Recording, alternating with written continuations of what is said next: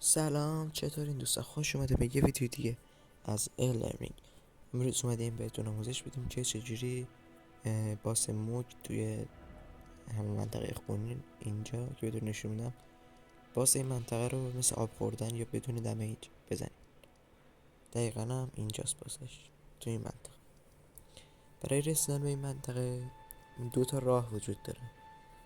یه راه اول بازی که شما میاین دقیقا یه NPC جلوتونه، یعنی اولین NPC که میبینین آدمی که جلوتون وایساده. باید آنلاین باشین، با اون صحبت میکنین، چلنجشو میرین. بازم میگم باید آنلاین باشین. اینجاست دقیقا، اینجا وایساده. باید آنلاین باشین و باش صحبت میکنین و کاری که میگه انجام میدین و یه آیتم بهتون میده که با اون آیتم میتونین برین به این منطقه. و دومین راه از منطقه برفی، منطقه دوم منطقه برفی، اینجا دقیقا یه پورتال. وقتی میرین تو این پورتال شما رو میبره به این منطقه برفی. خب ما میریم که آموزش بدیم چطوری اول به این باس برسین، یعنی از اولین راه تا رسیدن به باس.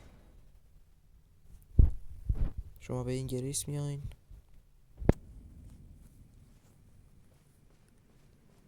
وقتی از اون راه منطقه برفی، از اون پورتال بیاین، از این راه، از اینجا میاین و این گریس رو فعال کنید و دنبال من بیاین.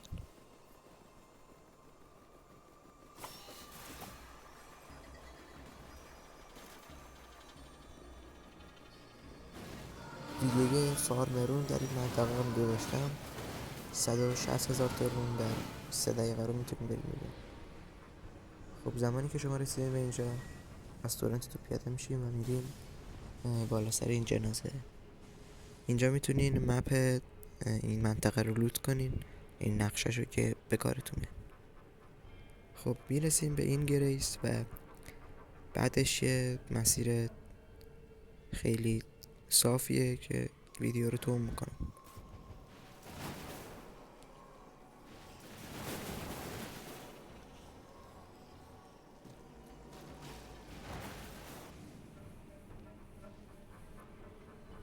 خب زمانی که شما رسیدین به اینجا، یه مشعلی یا چراغی چیزی دستتون بگیرین و راه ادامه بدین، چون خیلی تاریکه. اینجا به دوراهی میرسین، راه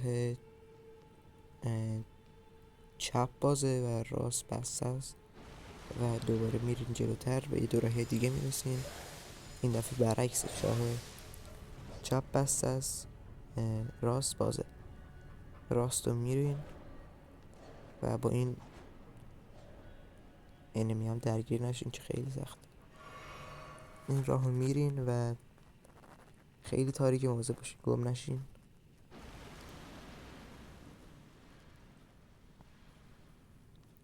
خب تقریبا شما نزدیک به باز شدین و میریم برای گلیج.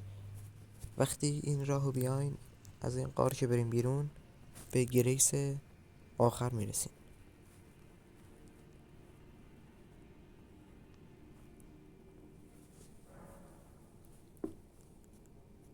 خب شما برای این گلیج کشتن این باز به این اسپل نیاز دارین و یه دوتا اسپل دیگه هم بود.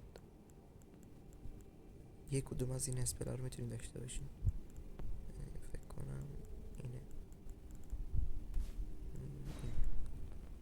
یکیش اینه، یکیش هم اینه. یک کدوم این ستا رو باید داشته باشین. خب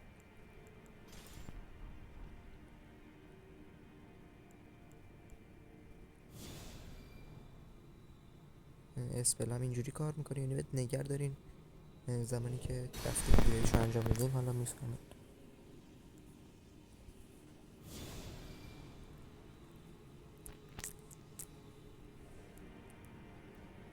خب از پلا که میریم بالا، یا آسانسور اینجاست، یا آسانسور رو میریم بالا و به منطقه باز میرسیم.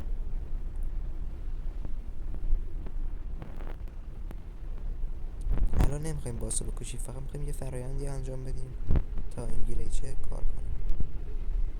خب از اینجا که رسیدیم بالا، وقتی میایین به این منطقه باس براتون ظاهر میشه. زمانی که باس ظاهر شد کویت گیم کنید، یه سا بزنید و دوباره بیاین وارد بازی بشین.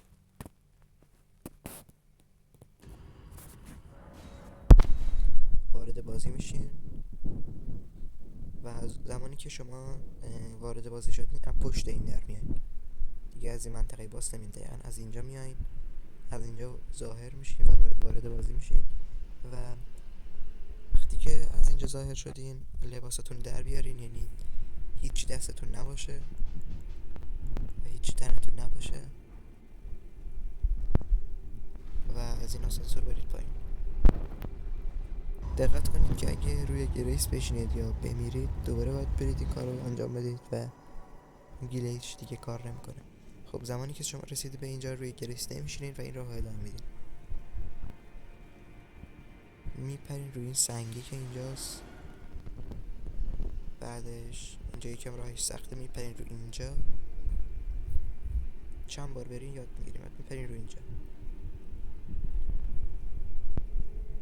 بعدش که میپرین پایین و طبق ویدیو راه ادامه میدیم.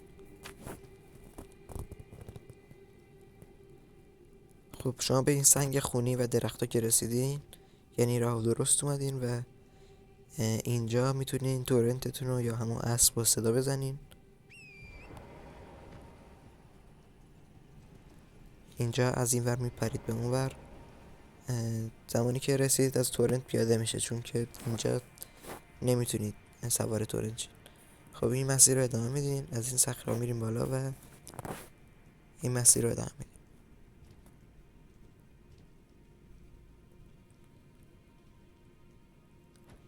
دوباره سوار تورنت میشین و میپرید اون ور دیگه، از اینجا بعد میتونین با اسبتون برین.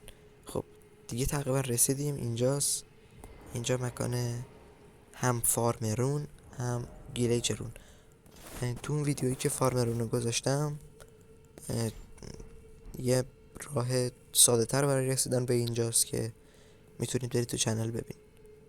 خب زمانی که شما رسیدید به اینجا میرید این لبه و این اسپل رو نگه میدارید، میپریم پایین و اسپل نگه میدارید. حالا من اینجا چون باسو کشتم برام نشون نمیده که شما باسو کشتین و فقط روناشو دریافت میکنم. شما الان 100,000 قرون گرفتین و خیلی سریع به یه ریس میرین و تمام.